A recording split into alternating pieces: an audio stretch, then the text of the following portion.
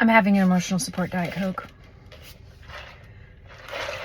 Today is supposed to be the funnest day in real estate day. Closing day is the day where you sign the papers, you get the keys, the house is yours, everyone goes home happy.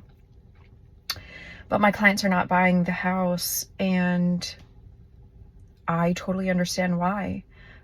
We were supposed to close last week.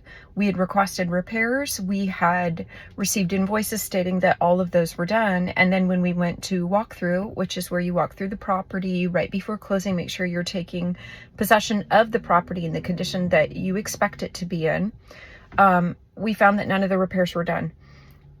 Not necessarily seller's fault. I had paid invoices. It just looks like their contractor didn't come through for them.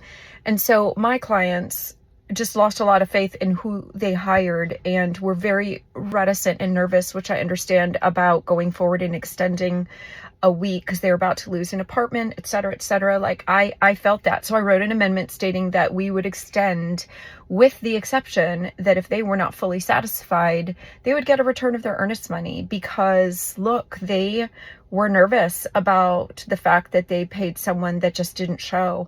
And I don't blame them. There were a lot of repairs that we were getting done.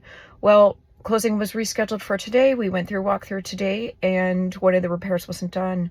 And I immediately sent that over to the other side, and they let me know that they would send a handyman right out and that it had been repaired. It just must have broken again, which called into question, of course, the kind of repairs that were done. If it's fixed 24 hours ago and already broken again, it feels like maybe the repair could not have been the repair that it needed, or the repair that long-term that we had expected.